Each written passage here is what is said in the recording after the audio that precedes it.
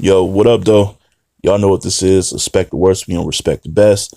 Top tier podcast. I am Ledge. Let's get right into the shit. I'm really not going to spend too much time on some of these topics because I really have a lot to do this week. We can just call this battle rap roundup. I'm gonna be just touching on like different little leagues, things of that nature. And starting off with this morning, Pearly Gates 3, RBE, ARP, Lawrence, the whole staff over there just announced maybe 2 or 3 hours ago at the time I'm recording this, another matchup on the card that's going down, like I said, Pearly Gates 3, February 16th at Club Drum. Get your tickets, get the pay-per-view, all that good stuff. It's on the headliner, of course, is Mav Hoffa versus Hoffa Don. And the more it gets towards that battle, the more I see them go back and forth, the more I'm actually looking more forward to that battle than I thought. Like I said, initially I wasn't that thrilled about it, but then I thought about the history and the animosity. I still got Mav 2-1 because I'm always leaning towards who wants to battle the most. That's never going to change. I'm going to stick to that formula until I get proven wrong time after time after time. So far, John wanted to battle with Hollow Moore. He won. I thought Verb always wanted either Mook or Lux, and Verb beat Mook, and I got him beating Lux 2-1 coming up. Yeah. I remember when K-Shine really wanted to battle Verb. I had him. I knew he was gonna win. He won. That's my form. I'm gonna always stick with that. DNA versus Mickey. See what I'm saying? It's whoever wants that battle really wants it. They coming for blood. But anyway, I say that to say this. Another matchup has been added to that card for Pearly Gates 3, and it's an interesting one. I tweeted out, very, very interesting. We got Big K versus Calico. 5 years ago, that match would have just did a lot for me. It would have been fire. This time around, I'm not so sure. I'm willing to say it could go terribly bad. It could be great if they both bring it, but I hate going off the if we get this Big K from 2012, if we get this Calico from we get this Big K from 2014, 15. We get this Calico from 2010. I hate doing that if we get this version of this battler. That's why I say, you can't have a favorite battler, man, because they're just so inconsistent. But I will say Calico's last performance against Ill Will showed me that he's ready, man. He's ready. I got faith in Cal. I do. Big K, I'm worried about. I'm very worried about him. He just showed me that he don't give a fuck, and he won't. I don't think he will, but ARP, when he tweeted out the announcement, I guess he kind of quoted Big K, and I'm kind of paraphrasing because I don't have it right in front of me, but he said something to the extent of, this is the one, or this is the one I'm looking forward to. I guess he's saying he's going to bring it for this battle because he really wanted to battle Calico. I don't really understand why he's not to dismiss, Calico's credentials and his, where he stands in the battle rap game. But it's just, I don't know. I don't see the link there or what make him want to get up to battle Cal so much. I think Big K has been no showing, or not literally, but sometimes in a sense literally not showing up, and just physically not being there, and just also just not showing up material wise. And I think it's because people are not gravitating to his material anymore because it's kind of dated. The way he punches is kind of generic, and I think when he senses that the crowd isn't feeling him, he just gives up. He kind of just taps out, as opposed to just running through your material and just getting it over with. He'll give up on you in a heartbeat. And I don't see anything different now because he doesn't show a willingness to change. And I think that's the problem in itself right there. You got to be willing to change. I kind of got to blame Rum and Av for coming along and updating and elevating the punchline game, because they're bringing little different nuances into punching. It's not just back-to-back punching with generic setups. It's Rum is going, you know, he's trying to punch your head off within before he gets to the last bar to really hit you with a haymaker. Like he's killing you with in between shit. You know what I'm saying? Like, and he's more animated than some of your classic punchers. Like he's more, he has a more performance. Like you think of some of your punchers, B Magic, very like stand still, just getting through his material, dope shit. Conceited had a little charisma with it, but as far as performance, he wasn't acting out every line and things like that. Rum brings that element of performance to go along with incredible punching, and he's probably the most intricate puncher we've had in battle rap. One of the most. I don't want to discredit like guys like quantum physics and things like that, but he's a very intricate puncher. Av is a vivid puncher. Like Av is very vivid with his lines and his material, and it's so direct, and it always ties into the opponent. Sometimes Big K can punch, but sometimes it has nothing to do with the opponent. It can be a random punch, and it's back to back, and it's not that much flavor, or he's not adding more sauce to it, and the in between build up lines isn't really hitting, and it kind of just shows you like he's kind of like in a time capsule, like in a time machine. It's kind of dated, and he hasn't updated any of his stuff. Like, and he seems like the type that's stubborn and stuck in his ways, that he wouldn't really care. So it doesn't leave me with much, anticipation for this battle. I think it's a high risk, high reward though. So I understand why ARP and Lawrence and these guys like booked this battle. And if a battler is telling you, this is the battle I want, which is, I guess, is what ARP saying that Big Cake said to him to go against Cal, then you just take his word for it. They also, I remember,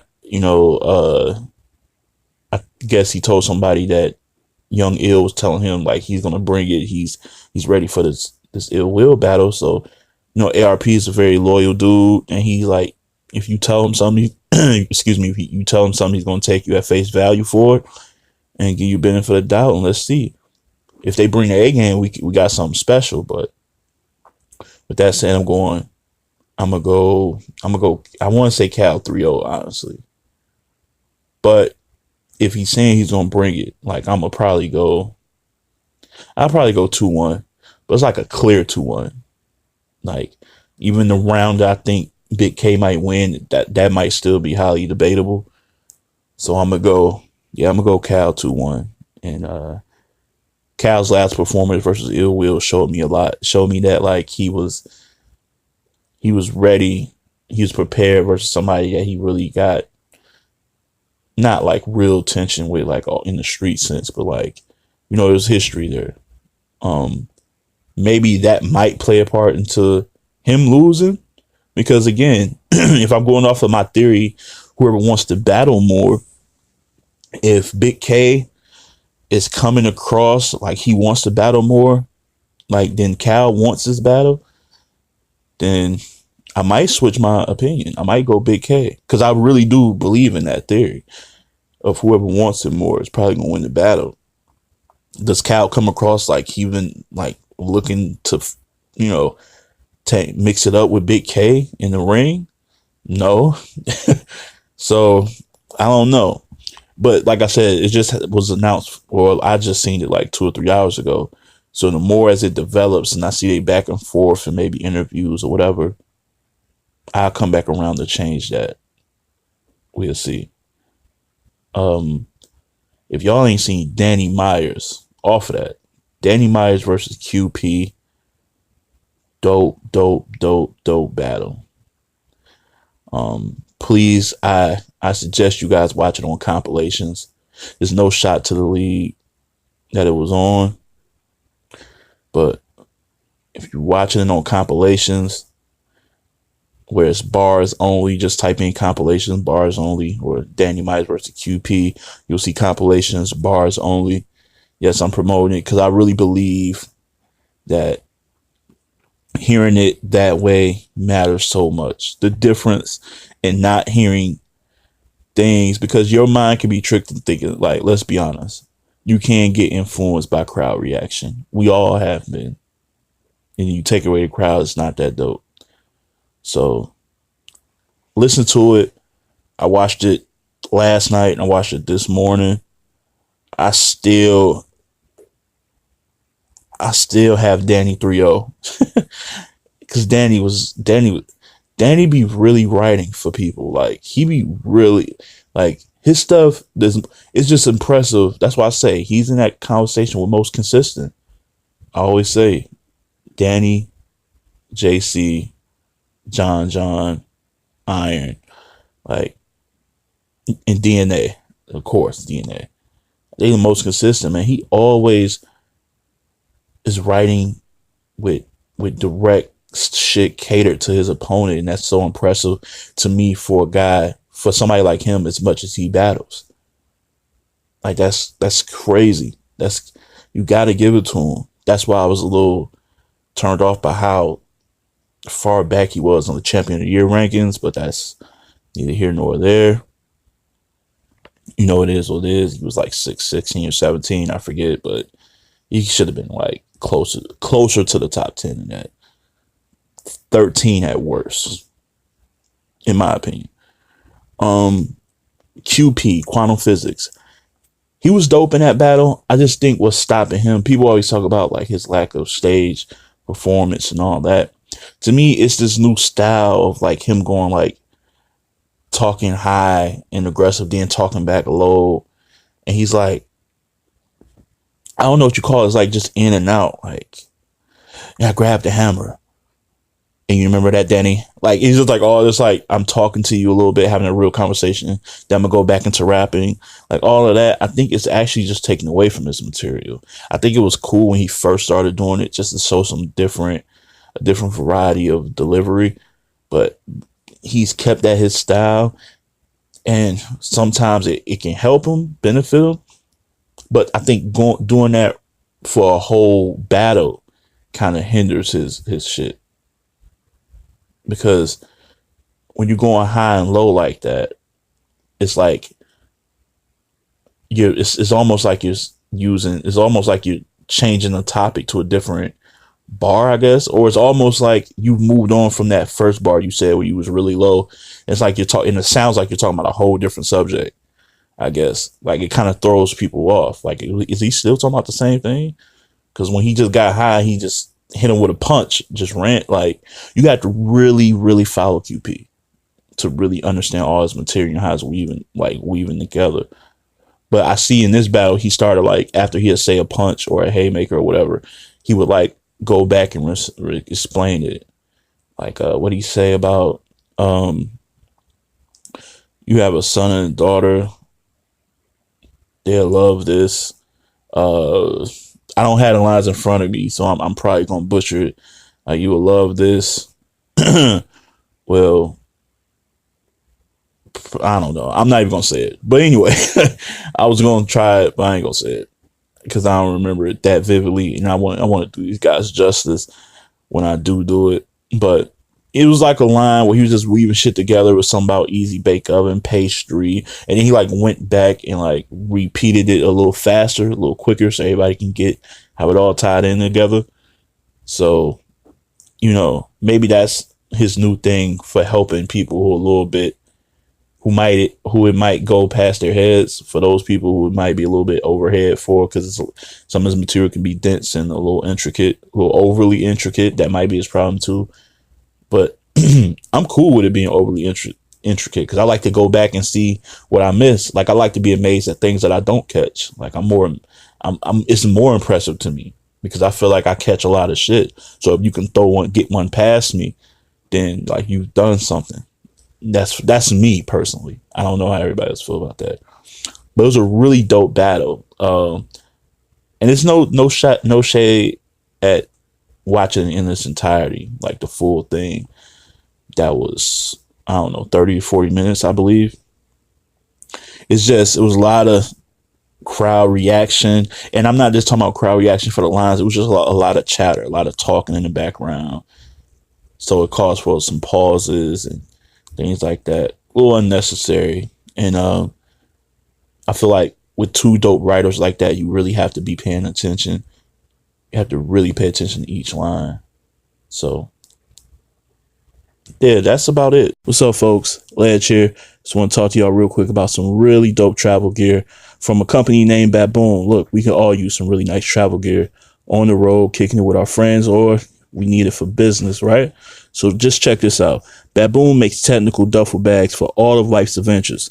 Their bags use waterproof material, are tear-proof. It will last forever. Every bag comes with free shipping and a lifetime guarantee.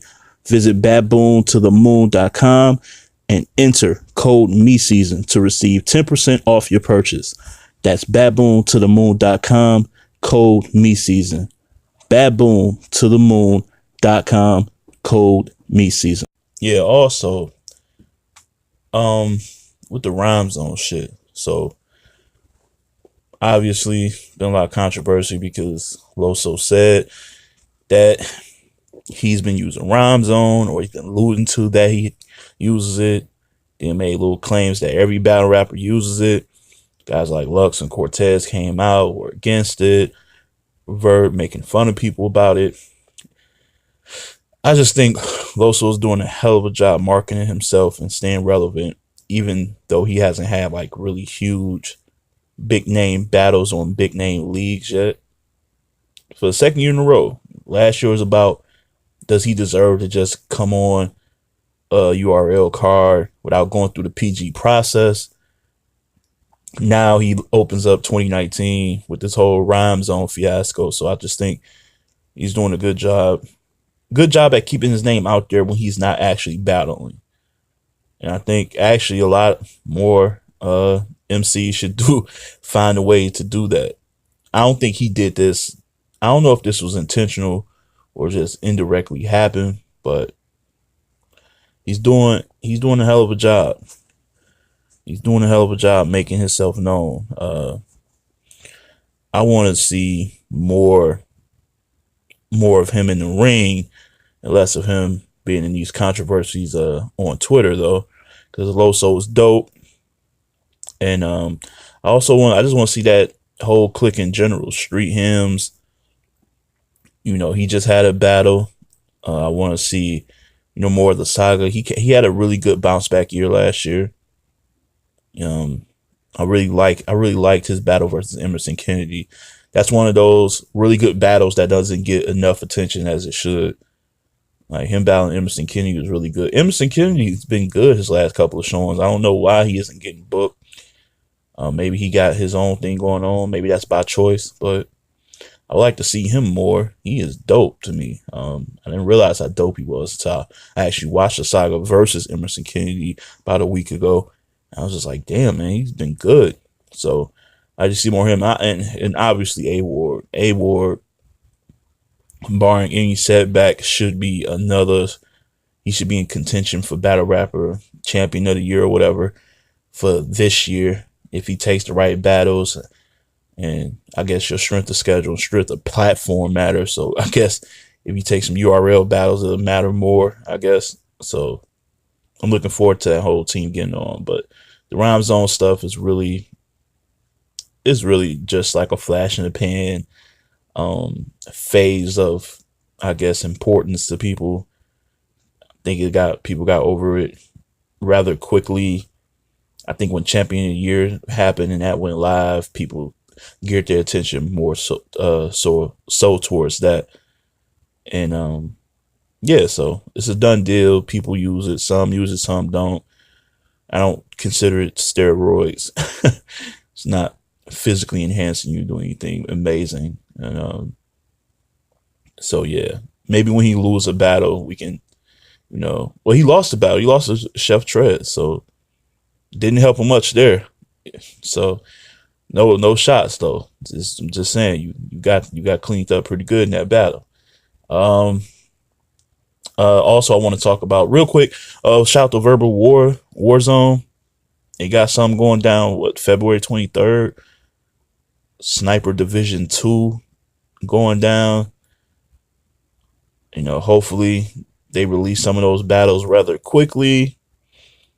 I know I seen like the card like it had like 12 or 13 battles on there. I'm not sure if all those are going down the same day. I wouldn't think so. But if it is, that's a hell of a day. Hell of a day. Like, I love battle rap, but I don't know 13 battles on the card. I don't know if my endurance that good for that. I don't know if I got the stamina to endure that. But shout out to them. I'm looking forward to it. A lot of names that I'm not familiar with. Some I am. I know pretty good or on a surface level. I've seen a couple of their battles. So that's February 23rd. Like I said, RBE, Pearly Gates 3, February 16th. February is looking like a really busy month, a really good month for battle rap. Don't forget about Black Ice Cartel, Cold Case. That's coming up as well. That's this month, later this month, January 27th. So we're about to get this year kicked off right, man. Getting it kicked off right. And I'm out of here. So I want to thank everybody for tuning in. And as always, keep it battle rap. Love.